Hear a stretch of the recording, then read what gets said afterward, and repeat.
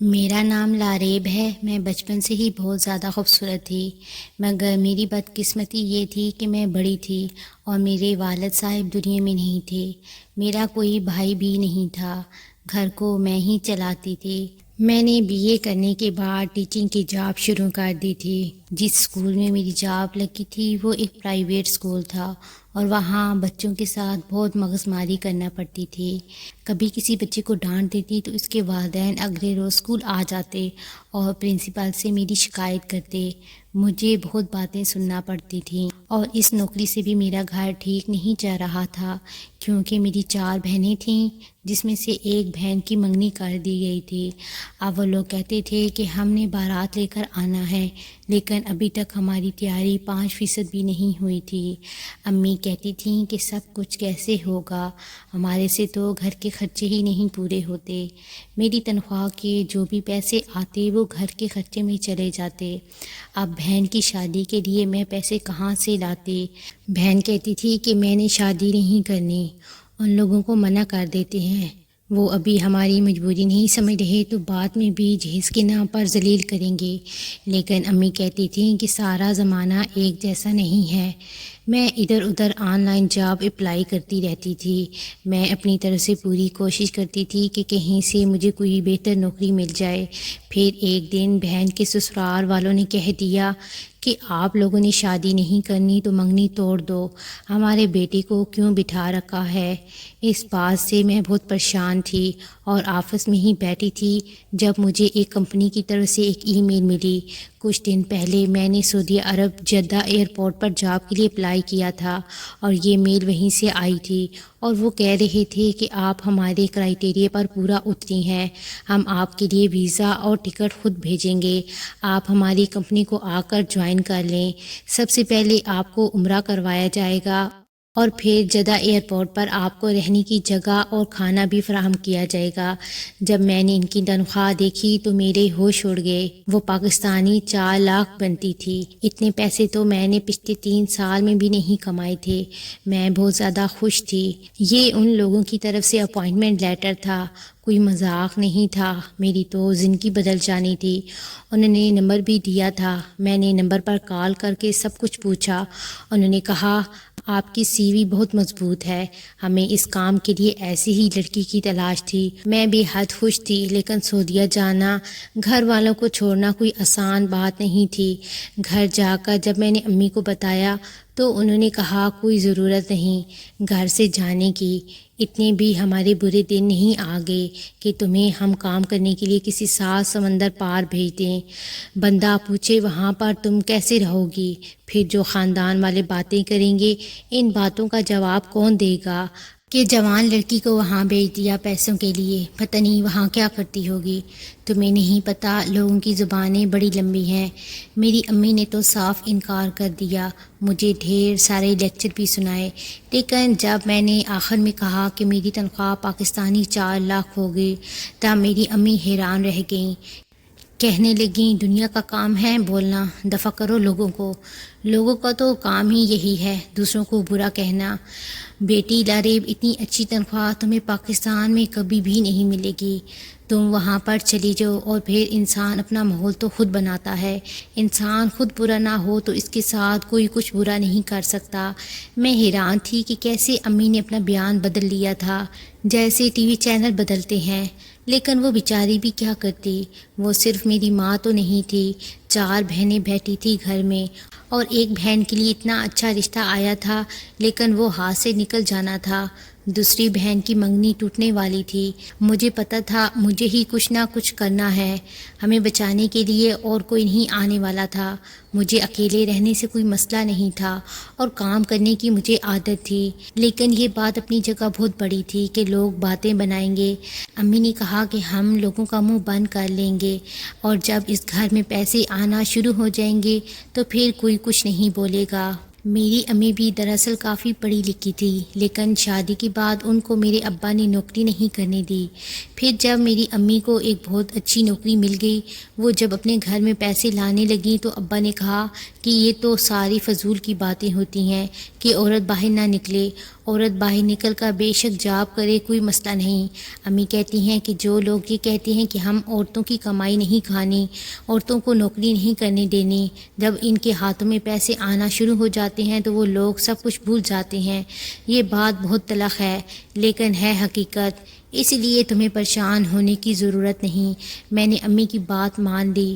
کچھ دنوں کے بعد میرا ویزا بھی آ گیا تھا۔ تھوڑے بہت پیسے تھے جو میں نے اپنے پاس رکھے، مجھے کپڑے بھی نئے لینے پڑے تھے۔ میں نے اپنی تیاری کر لی تھی، سارا سامان پیک کر لیا تھا۔ ان لوگوں کا یہاں پر بھی ایک آفس تھا، وہاں جا کر میں نے مزید ساری معلومات لی اور 15 دن کے اندر میں سعودی عرب کے لیے روانہ ہو گئی۔ امی نے مجھے اس طرح رخصت کیا جیسے میری رخصتی ہو رہی ہو۔ وہ میرے لیے پریشان بھی بہت تھیں، پر کیا کر سکتی تھیں، قربانی دینے کے لیے میں ہی موجود تھی۔ باقی بہنوں نے تو پڑھنے سے ہی انکار کر دیا تھا، صرف 2 چھوٹی بہنیں ہی پڑھ رہی تھیں۔ جنہوں نے پڑھنے سے انکار کیا تھا ان کو شادی کا بہت شوق تھا، کہتی تھیں کہ بس ہماری شادی کرا دو تاکہ ہم اپنے گھر کی ہو جائیں، اس سے بھی ہمارا کھانا پینا اور اس گھر کا بوجھ کم ہو جائے گا، ہماری اپنی زندگی ہوگی، اپنے گھر میں عزت سے بیٹھ جائیں گی۔ ایک طرف سے بات تو ان کی بھی ٹھیک تھی، لیکن آج کل شادی کرنا کون سا آسان تھا۔ لیکن اگر میں مہینے کے 4 لاکھ گھر میں بھیجوں گی تو پھر سب کچھ آسانی سے ہو جائے گا، اس کے لیے بہت زیادہ خوش تھی، اللہ تعالیٰ کا شکر بھی ادا کر رہی تھی۔ جب ہم لوگ سعودی عرب پہنچے تو اسی کمپنی کی گاڑی ہمیں نظر آئی جس نے ہمیں ریسیو کیا، ہماری بہت عزت کی، ہمیں پھولوں کے ہار پہنائے گئے۔ میرے ساتھ 3 لڑکیاں اور بھی تھیں، ہم چاروں کو سب سے پہلے عمرہ کروایا گیا تھا۔ ہم چاروں خوش قسمت لڑکیاں تھیں جو یہاں پہنچی تھیں، لیکن میں حیران اس بات پر ہوئی تھی کہ جس جگہ میری نوکری لگی تھی ان لڑکیوں نے وہاں پر کام نہیں کرنا تھا، وہ لوگ ان کو کہیں اور لے گئے۔ انہوں نے کہا کہ جدہ ایئرپورٹ کے علاوہ ہماری اور بھی بہت ساری برانچیں ہیں، اس لیے دوسری برانچوں میں یہ لڑکیاں کام کریں گی۔ جدہ ایئرپورٹ کے ساتھ ہوٹل میں مجھے انہوں نے ایک چھوٹا سا کمرہ بھی دیا جہاں پر ایک الماری، ایک بیڈ لگا ہوا تھا، بیٹھنے کے لیے ٹیبل کرسی موجود تھی، اندر ہی باتھ روم بھی تھا۔ انہوں نے کہا کہ آپ یہیں پر رہیں گے۔ کمرہ کافی چوڑا تھا لیکن میں نے خود ہی تو رہنا تھا، وہاں پر کون سا پورا خاندان بسانا تھا۔ اس کے علاوہ مجھے ناشتہ، دوپہر کا کھانا اور رات کا کھانا ملتا تھا۔ کھانا کھانے میں کوئی تنگی نہیں تھی، بہت ہی مزے کا کھانا تھا اور آپ جتنا چاہیں کھا سکتی تھیں، لیکن میں کھانا کھانے کی زیادہ شوقین نہیں تھی۔ میں بہت ہی دبلی پتلی، عمر میری 26 سال کی تھی لیکن لگتی میں 21-22 سال کی تھی۔ خوبصورت بھی بہت زیادہ تھی۔ اس سے پہلے والی نوکری بھی مجھے شکل کی وجہ سے ہی ملی تھی، کیونکہ آج کل چاہے کوئی آفس ہو یا اسکول ہو، کوئی بھی ایسی جگہ ہو، لوگ خوبصورت چہروں کو زیادہ ترجیح دیتے ہیں تاکہ لوگ دیکھیں تو سمجھیں یہاں پر تو بڑے بڑے خوبصورت اور پڑھے لکھے لوگ کام کر رہے ہیں۔ عجیب بات ہے کہ خوبصورت انسان شکل سے پڑھا لکھا بھی لگتا ہے، بھلا اسے اردو بھی نہ آتی ہو، اور ایک مناسب شکل و صورت کا انسان، یا پھر یوں کہہ لیں کہ بدصورت انسان، چاہے اس نے PhD کر رکھی ہو لیکن وہ شکل سے ان پڑھ لگتا ہے۔ یہ ہمارے معاشرے کا معیار ہے جو بالکل بھی ٹھیک نہیں، لیکن یہ زندگی اور معاشرے کا حصہ ہے اور ہمیں اسی کے ساتھ چلنا پڑتا ہے۔ 2 ہفتے تک میں نے جدہ ایئرپورٹ پر آفس کا کام بہت آسانی سے کیا۔ مجھے فائل دی جاتی اور کہا جاتا اس میں بڑے بڑے لوگ جو جدہ ایئرپورٹ سے دوسرے ملک جاتے ہیں ان کے نام لکھے ہیں، بس میں ان کے نام کی ترتیب سے ایک لسٹ بنا دوں۔ یہ کام تو بہت زیادہ آسان تھا۔ مجھے پہلے مہینے تنخواہ بھی مل گئی جس میں سے میں نے کافی سارے پیسے امی کو بھیج دیے۔ امی کو کال کی، وہ بہت زیادہ خوش تھیں۔ انہوں نے کہا آج ہی منی آرڈر ملا ہے اور میں سوچ رہی ہوں کہ تیری بہن کی شادی کے لیے تاریخ دے دوں، لیکن پھر تو واپس کب آئے گی؟ میں نے امی کو کہا میں جلدی واپس آؤں گی، آپ بہن کی شادی کر دو۔ میں نے آپ کو آنے سے پہلے یہ بات نہیں بتائی تھی، لیکن اب میں 1 سال سے پہلے واپس نہیں آ سکتی اور میں اپنی بہن کی شادی میں شریک نہیں ہو سکتی۔ کم سے کم اسے اس کی خوشیاں تو مل جائیں گی نا۔ کوئی پوچھے تو کہہ دیجئے گا لاریب کو چھٹی نہیں ملی اس لیے وہ نہیں آ سکتی، اس میں کوئی جھوٹ بھی نہیں ہے۔ امی نے کہا بات تو بڑی عجیب ہے لیکن کیا کریں۔ میں نے کہا آپ یہ پیسے شادی کے لیے رکھیں، اگلے مہینے میں پھر بھیجوں گی، آپ لڑکے والوں کو دوسرے مہینے کی تاریخ دے دیں، 8 لاکھ کے اندر اچھی بھلی شادی ہو سکتی تھی۔ امی نے کہا ہاں ٹھیک ہے، تو تو بالکل ٹھیک کہہ رہی ہے۔ بہن بھی بہت خوش تھی اور ماں بھی، لیکن پھر اچانک سے آفس والوں نے کہا آپ کا تبادلہ دوسری جگہ کر دیا گیا ہے۔ میں نے کہا کیا مجھ سے کوئی غلطی ہو گئی؟ تو انہوں نے کہا نہیں، آپ کام بہت اچھا کرتی ہیں، وہاں پر کام زیادہ ہوتا ہے، اسی لیے سوچ رہے ہیں کہ آپ کو وہاں بھیج دیں اور آپ کی تنخواہ بھی وہاں جا کر 5 لاکھ پاکستانی ہو جائے گی۔ میں تو خوشی سے نہال ہو گئی۔ میں نے سوچا کہ یہ تو میری ہی قسمت کھل گئی ہے، شاید میری مانگی ہوئی ساری دعائیں آج قبول ہو گئی تھیں۔ میں نے کہا ٹھیک ہے، مجھے کوئی مسئلہ نہیں۔ میں دوسری برانچ میں چلی گئی، لیکن حیرانگی کی بات یہ تھی کہ یہ جگہ آفس جیسی نہیں لگ رہی تھی۔ خیر مجھے ایک کمرہ دکھایا گیا اور یہ بہت ہی زیادہ گندا تھا، اس کے بستر سے بدبو آ رہی تھی۔ اس کے علاوہ جو کھڑکیوں کے شیشے تھے ان میں سے کچھ دکھائی نہیں دیتا تھا کیونکہ ان کے اوپر مٹی لگی ہوئی تھی۔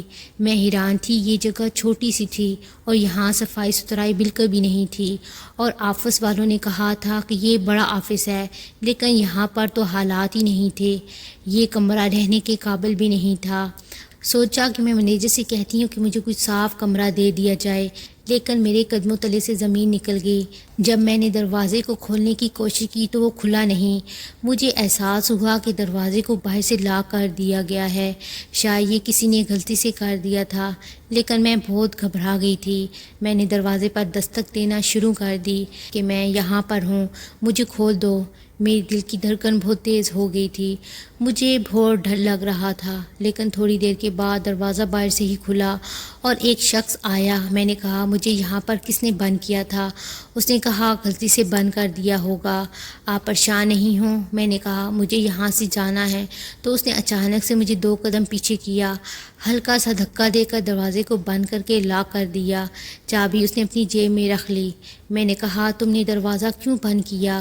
میرا دل پوری طرح سے دھڑک رہا تھا، مجھے اپنے دل کی دھڑکن کانوں میں سنائی دے رہی تھی، ایسا لگتا تھا کہ میں مر جاؤں گی۔ مجھے سمجھ آ گئی تھی کہ میرے ساتھ کیا ہونے والا ہے۔ اس نے کہا کہ ہم لوگوں نے تمہارے مینیجر کو تمہاری قیمت ادا کی ہے اور میں اب اپنا منہ بند رکھوں۔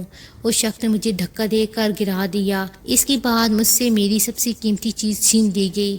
میرے ساتھ اتنا برا سلوک کیا کہ میں بتا نہیں سکتی۔ مجھے ابھی بھی یقین نہیں ہو رہا تھا کہ میرے ساتھ یہ سب کچھ ہو کیا گیا تھا۔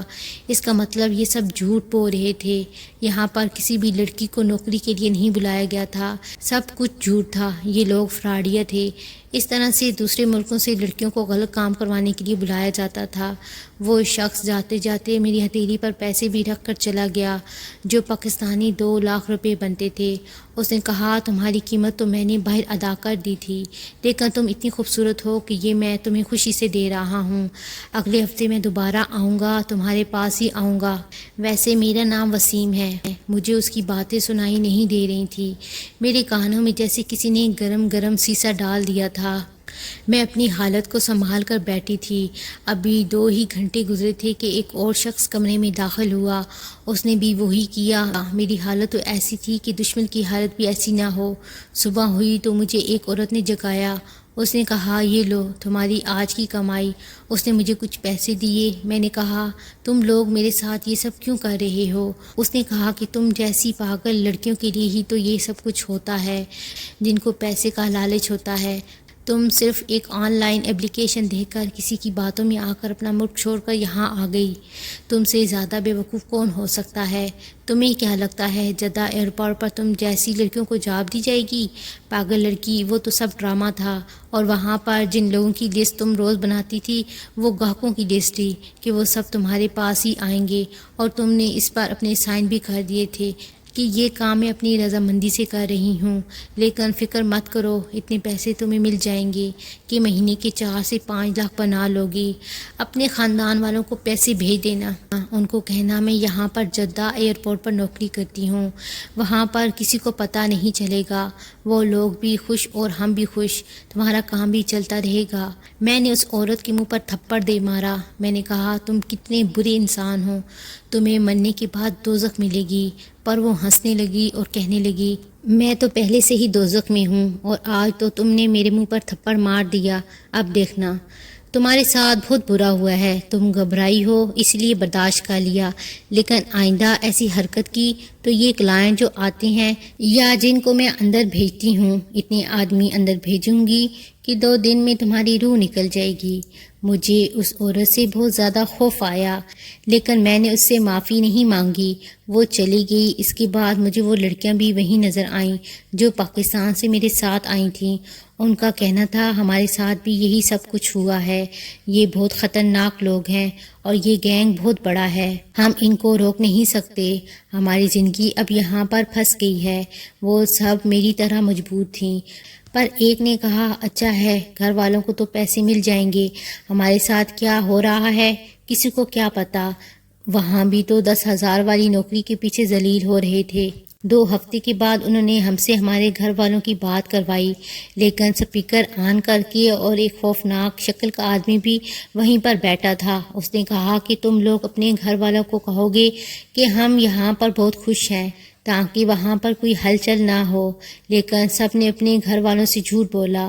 ہمارے آنسو ہمارے حلق میں اٹک گئے تھے، زبان ساتھ نہیں دے رہی تھی، لیکن پھر بھی جھوٹ بولا اور کہا ہم لوگ یہاں پر آفس میں کام کرتے ہیں، سب کچھ بالکل ٹھیک ہے، بہت اچھے لوگ ہیں، پردے کا انتظام ہے، ہم لوگ بالکل بھی کسی مسئلے میں نہیں ہیں۔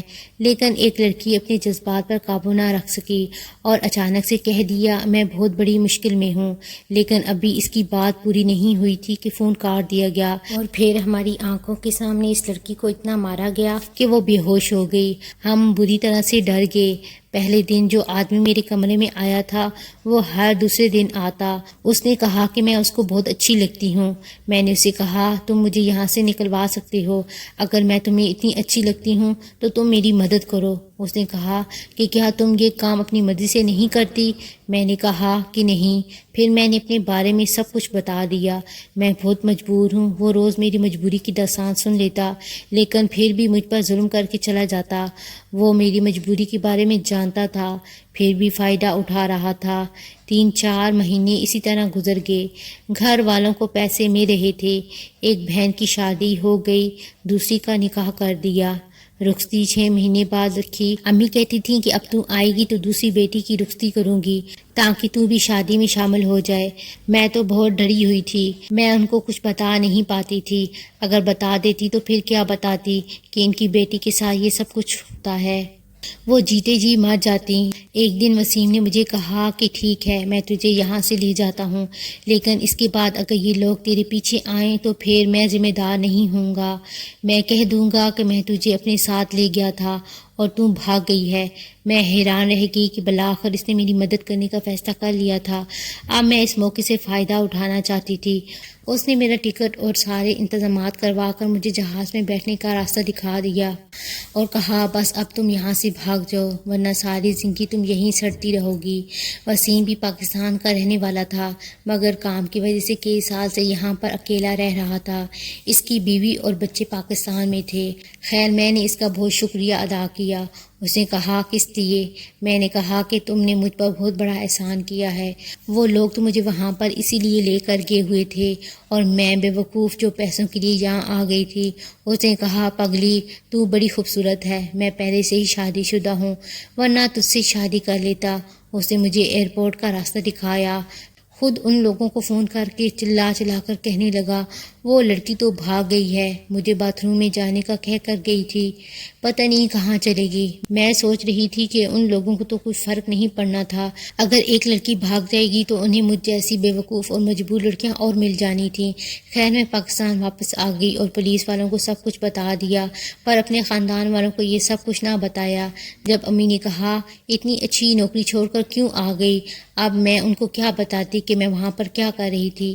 امی کی باتیں سنتی رہتی کہ 4 لاکھ کی نوکری چھوڑ کر آ گئی ہے، یہ لڑکی پاگل ہے، اب اس گھر کا کیا ہوگا۔ واقعی میرے میں اتنی ہمت نہیں تھی کہ گھر چلا سکوں، لیکن پھر بھی خود کو کسی طرح سنبھال کر ایک چھوٹی موٹی نوکری کر لی۔ میری امی مجھے پورا دن طعنے دیتی رہتی، لیکن وہ نہیں جانتی تھی کہ میرے ساتھ کتنا برا ہوا ہے، اسی لیے میں خاموش رہتی ہوں، ان کو بتاتی بھی نہیں ہوں، مگر وہ میرا بہت دل جلاتی ہیں۔ لیکن میری قسمت میں شاید یہی لکھا تھا۔ اب میں یہاں پر 25,000 والی نوکری کرتی ہوں، امی کو کہتی ہوں کہ اسی میں گزارا کریں، مگر اب ہر وقت مجھ سے لڑتی رہتی ہیں، کیا دنیا میں سب کچھ پیسہ ہی ہوتا ہے؟ پیسے کے علاوہ آپ کی کوئی عزت نہیں کر سکتا۔ میں سوچتی ہوں سب کچھ امی کو بتا دوں، شاید انہیں میری حالت پر رحم آ جائے۔ میں وہاں پر کتنے ظلم سہ کر آئی ہوں۔ اب آپ لوگ ہی بتائیے کہ مجھے کیا کرنا چاہیے؟ اپنی امی کو ساری بات بتا دینی چاہیے یا ساری زندگی اسی طرح گزار دوں؟ انسان کو ان چھوٹی چھوٹی کہانیوں سے بہت کچھ سیکھنے کو ملتا ہے۔ اسی طرح اس کہانی سے بھی آپ سب سننے والوں کو کوئی نہ کوئی سبق حاصل ہوا ہوگا۔